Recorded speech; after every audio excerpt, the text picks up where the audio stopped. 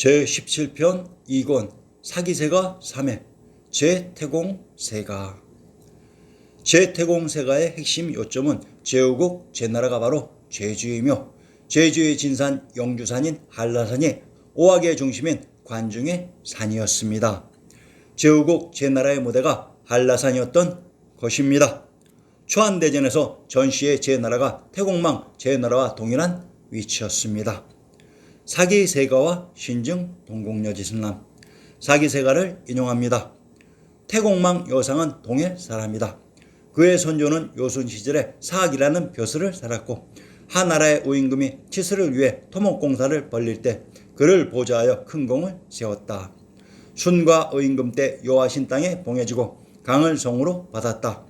하상 양대에 걸쳐 신과 여 땅의 봉제는 강씨들의 방계 자손들에게 전해졌으나 후대에 이르러 몰락하여 평민으로 되었다. 여상은 강씨들의 먼 후손이다. 여상의 본성은 강씨이나 그들의 조상의 봉지가 여 땅이었으므로 그의 이름을 여상이라고 지어 부르기도 되었다. 여상은 젊었을 때부터 공공하게 살다가 나이가 들어 낚시를 하면서 주나라의 서백을 만날 기회를 찾고 있었다. 서백이 도성 밖으로 순수를 나갈 때 점을 쳐보게 하였다. 점괘가 다음과 같이 나왔다.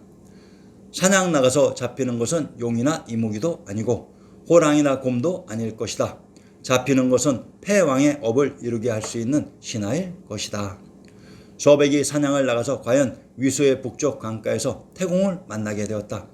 서백이 태공과 대화를 나누어 보고 크게 기뻐하면서 말했다. 우리나라의 선군이신 태공께서 예전에 장차 성인이 와서 우리 주 나라를 크게 이어나게 하리라 라고 말씀하셨습니다. 혹시 당신이 바로 태공께서 말씀하신 성인이 아닙니까? 우리는 태공 이래 참으로 오랫동안 그대가 오기를 기다리고 있었습니다. 이런 이유로 여상을 태공이 기다리고 있었던 사람이었다는 뜻에서 태공망이라 하고 부르게 되었다. 두 사람이 수레에 같이 타고 도성으로 돌아와 여상을 태사로 높게 받들었다. 문왕이 죽고 그 아들 무왕이 즉위하였다. 제위 9년에 무왕은 문왕이 생각하고 있던 대업을 이어받아 완성하려고 하여 동쪽으로 나가 상주를 토벌한다고 하면서 제후들이 모이는지의 여부를 살펴보려고 하였다. 군사들이 출동할 때가 되자 무왕은 태공을 사상보로 더 높여 부르게 하고 그의 왼손으로는 황호를 잡고 오른손으로는 백모를 잡게 한 다음 군사들을 향해 맹세하게 하였다. 무왕 11년 정월 갑자일에 목야의 군사를 직결시켜 맹세하고 상주를 정벌하기 위해 진군했다. 상주의 군사들은 크게 붕괴되고 주왕은 몸을 피해 도망쳐 녹대에 올랐다. 주나라 군사들이 뒤를 쫓아 주왕을 죽였다.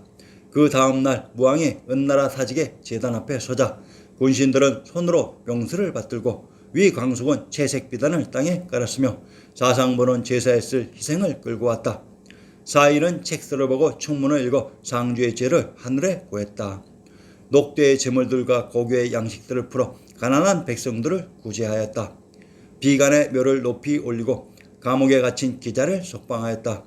구정을 옮겨 주나라의 정치를 쇄신하여 온 천하의 낡은 것을 없애고 새로운 것으로 일신시켰다. 이러한 일들은 대부분 이 사상보의 계책에 따른 것이었다. 이로써 무왕은 상나라를 평정하고 천하의 제왕이 되었다고 생각하여 사상보를 제 땅의 영구에 봉했다. 태공이 동쪽의 봉지로 부임하러 길을 떠났는데 도중에 여러 날을 역사에 묶여 그 행차가 매우 더디었다. 역사에서 일하는 사람이 말했다. 제가 듣기에 얻기는 어려워도 읽기는 쉽다고 했습니다. 손님의 몸으로 잠을 매우 편안하게 자니 마치 봉지에 부임하러 가는 사람의 자세가 아닙니다. 태공이 듣고 잠자리에서 일어나 옷을 입고 바로 출발하여 새벽녘에 영구에 당도하였다. 레후가 종족들을 이끌고 와서 영구를 공격하였다. 영구는 레국과 국경이 서로 접해 있었다.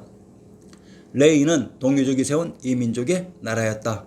주왕이 폭정을 하여 어지러워진 천하를 주나라가 평정은 했지만 먼 변방까지는 아직 영이 미치지 않았기 때문에 레국이 영구를 침입하게 된 것이다. 태공이 봉지에 부임하여 정치를 이신하고 당지의 습속을 따르고 예절을 간편하게 하였다.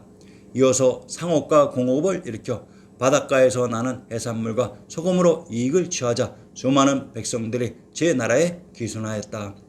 이로써 제 나라는 동방의 강국이 되었다. 주무왕이 죽고 뒤를 이은 송왕이 아직 나이가 어렸으므로 관숙과 채숙이 난을 일으켰다. 그러자 회와 이도 주나라의 반기를 들었다. 주공이 소강공을 시켜 태공에게 천재의 명을 전하게 했다. 동쪽으로는 바다에, 서쪽으로는 하수, 남쪽으로는 먹룸, 북쪽으로는 무체에 이르기까지, 그리고 오후 900일지라도 잘못을 저지른다면 너희 제나라가 천자를 대신해서 정벌 하도록 하라. 이로써 제 나라는 주변의 땅을 정벌하여 대국이 되었다. 제 나라는 그 도읍을 영구에 두었다. 주문왕인 서백이 강태공을 만난 위수는 관중에 흐른 한강으로, 강태공은 염제신농의 후손으로 주무왕이 은나라를 멸하는데 결정적인 역할을 한 총참모이기도 합니다. 상기에 등장하는 동회, 용구, 레후의 지명을 밝혀보겠습니다. 동회 서해란 동쪽 서쪽에 있는 바다가 아닌 태양주 박주인 해주의 동부와 서부라는 의미입니다. 천주가 있었던 금강산의 기경 서울 지역이 서해이고 그 금강산에 넘어 반대편 오나라 지역이 동해가 됩니다. 영구, 우선 제 나라는 제 땅을 봉지로 받았기 때문에 제 나라가 됩니다. 이들의 지명을 먼저 찾아보겠습니다. 경기도 양천의 군명을 공암, 제양, 파릉, 양평, 양원이라고 합니다. 황해도 황주의 군명을 제안, 용흥, 성성, 대령이라고 합니다. 경기도 양천의 군명 제안과 황주의 군명 제안은 동일한 진명을 다르게 표시하는 방식으로 이곳이 제후국 제나라가 있었던 곳입니다. 주무왕이 봉지를 하사할 때 주공단의 노나라는 떼어줄 땅이 없어서 제나라의 땅을 떼어서 주었다고 했습니다. 경기도 양천의 군명 공암과 제양이란, 공암은 노나라의 곡부에 있는 바위이고 제양이란 제후국 제나라입니다. 자, 우리의 지리지 신증동국 여지 순남에 정확히 중국사와 일맥상통합니다. 주나라 무왕은 상나라를 평정하고 천하의 제왕이 되었다고 생각하여 사상보를 제 땅의 영구에 봉했다고 했습니다. 사상보인 제나라의 공국자 강태공이 봉지로 받은 영구의 땅도 살펴보겠습니다. 고려 왕건의 상계를 인용합니다. 왕건의 선계는 북방 선비족 사항국에서 기원하였으니 사항국은 기원전 108년경 한무제가 고조선을 정벌하여 사군으로 하였을 때 낙랑 지역으로서 오랜 세월이 지나고 나서 고구려시대 북위에서는 척왕씨라 했고 사왕이 462년경에는 고구려와 북위에서 지냈다. 척왕씨는 대화 무천 지역을 통치하였으며 태화 때 왕시성으로 개성하였다라고 중화성시 통수에 쓰여있다. 또한 고구려 후이 때는 영주를 무천이라고 하며 낙랑 등지에서 살았으니 영주 왕씨라 하였고 삭방장군 권희는 사공, 곽공, 무열공 사례를 낳았다. 고려 태조 왕건은 영주 왕씨에서 기원되었음은 화하성시 총수에도 쓰여 있다. 왕씨의 상계 영주와 강태공이 봉지로 받은 영구는 동일한 제명을 다르게 표시하는 방식으로 영주를 무천이라고 합니다. 무주에 흘렀던 하천이 무천입니다. 전라도 광산의 군명을 무주, 광주, 익주라고 합니다. 평안도 개천의 군명을 연주, 조양, 익주라고 합니다. 평안도 개천의 군명 조양은 또한 조선의 인명이기도 합니다. 브리테니커의 사사명조를 인용합니다. 본명은 솔간, 원족은 영주, 조양이다. 영주를 또한 조양이라고 합니다. 화하성시 통소의 영주는 무천이고 신증 동궁 여지승남의 무주는 조양이며 브리테니커의 영주를 조양이라고 합니다. 화하성시 통소와 브리테니커와 신증 동궁 여지승남이 이렇듯 일치되고 있습니다. 레후, 제 나라와 국경을 맞대고 있었던 레후의 정체를 밝혀보겠습니다. 부산을 또한 동래라고 했습니다. 경상도 동래 군명을 장산, 레산, 복내라고 합니다. 레산에 있는 제후가 내후로 복내란 시시개천의 무대 복내풍악의 금강산이었습니다. 강태공의 제나라와 충돌한 내후가 복내풍악의 금강산에 있었던 오나라였습니다. 이렇게 해서 역사 조작이 들통나는 것입니다. 제주와 한라산, 역사 속의 제주. 현재의 한라산은 남해바다 한가운데의 섬 제주에 있습니다. 그런데 실상을 정확히 말하면 역사 속 경도인 서울의 한라산에 제주가 있었습니다. 신중 동국 여지 순남 제주의 군명을 탐나, 탕나, 탐모라, 동용주라고 합니다. 제주의 군명 동용주란 영주에 포함된 동부 지역으로, 그러면 영주의 정체도 밝혀보겠습니다. 전라도 고부의 군명을 영주 안남 고사불이라고 합니다. 제주의 군명 동영주란 영주의 동부로 역사 속 전라도 고부의 동부가 제주였던 것입니다. 제가 보기에 전라도 고부와 또 나라의 국부는 동일한 지명이었습니다. 고에서 나라는 또한 땅을 의미합니다. 제주의 군명 탐나란 또한 탐땅입니다. 이곳 탐땅에 있었던 포구가 탐진입니다. 전라도 강진의 군명을 금능, 양무, 탐진, 도강도무, 도문, 오산이라고 합니다. 전라도 강진의 군명 탐진이 바로 제주인 탐나에 있었던 포구입니다. 그런데 전라도 강진의 군명 금능은 김해인 금주에 있었던 능침입니다. 이곳 김해는 금강산이 있었던 곳의 지명으로 일단 금강산의 한 수 넘어가 바로 한라산이었습니다. 정황이 딱딱 맞아들어 갑니다. 금능은 오나라의 도읍이 있었던 곳으로 역사 속 오나라와 형주, 제주의 제나라는 아주 가까이 위치되어 있었습니다. 영주산, 우리의 당가 만고강산을 인용합니다. 만고강산 유람할제 삼신산이 어디매뇨? 일복내 이방장과 삼영주 이안이냐? 삼신산 중 복내란 금강산이며 방장산이란 지리산이고 영주는 한라산이라고 합니다. 이 삼신산이 한자리에 모여 있어서 하나의 시야에 들어오므로 삼신산이라고 부르는 것입니다. 신중동국 여지순남 제주목의 산천을 인용합니다. 한라산, 주남쪽 20리에 있는 진산이다.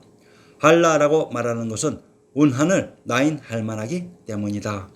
혹은 두고무학이라 하니 봉우리보다 평평하기 때문이요. 혹은 원산이라고 하니 높고 둥글기 때문이다. 그 산꼭대기에 큰 못이 있는데 사람이 떠들면 구름과 안개가 일어나서 지척을 분별할 수가 없다. 올해도 눈이 있고 털옷을 입어야 한다고 했습니다. 자, 우선 영주사진 한라산의 특징을 운한을 끌어당긴다고 합니다.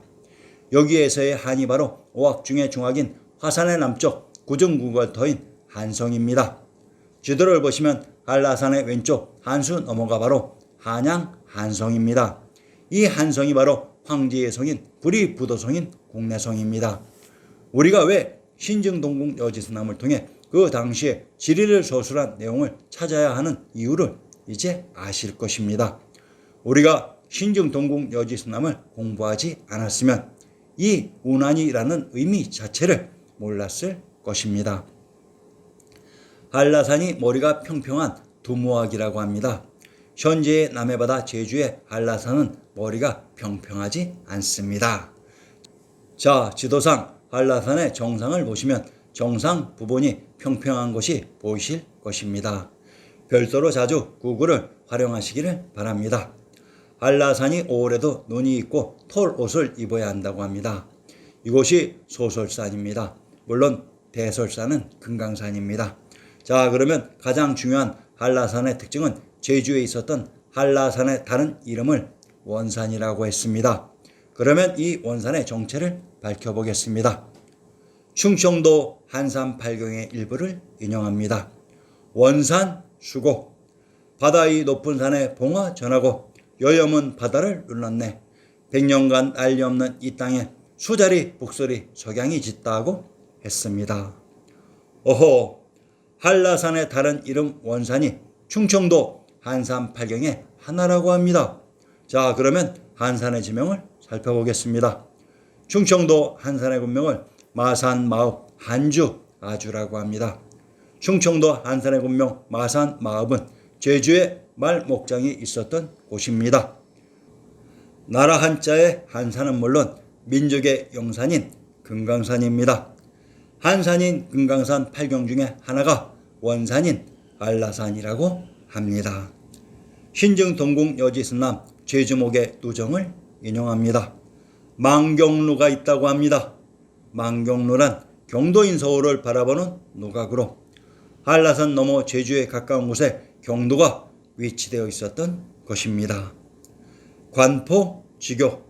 관중과 포수가는 중국 춘추전국 시대 제나라 사람으로 둘도 없는 친구 사이였다.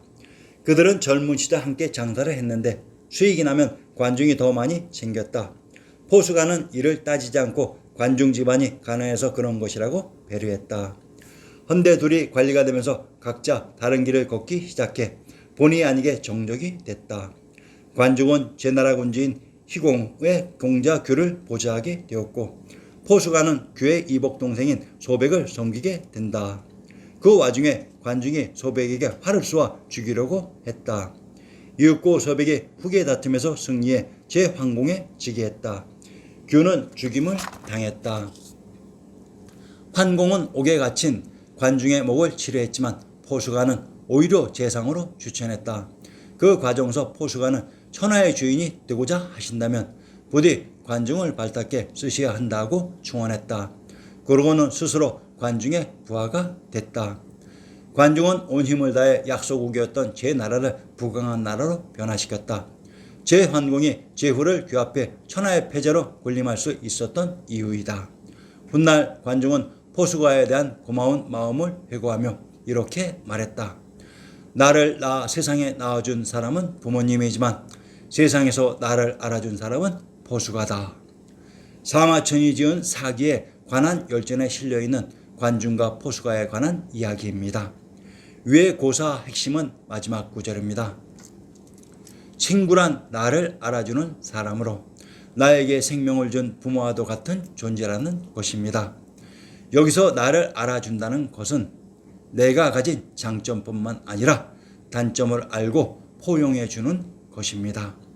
친구 간의 우정을 논할 때 필히 등장하는 관포지교의 유래입니다. 그대로 풀이하면 관중과 포수가의 사귐이란 뜻으로 우정이 아주 돈독한 친구 관계를 이루거나 영원히 변치 않는 참된 우정을 일컫는다. 진정한 친구의 대명사로 요즘도 사람들의 심금을 울립니다. 친구를 뜻하는 벗우자는 형성 문자로 두 손을 서로 맞잡은 형태이다.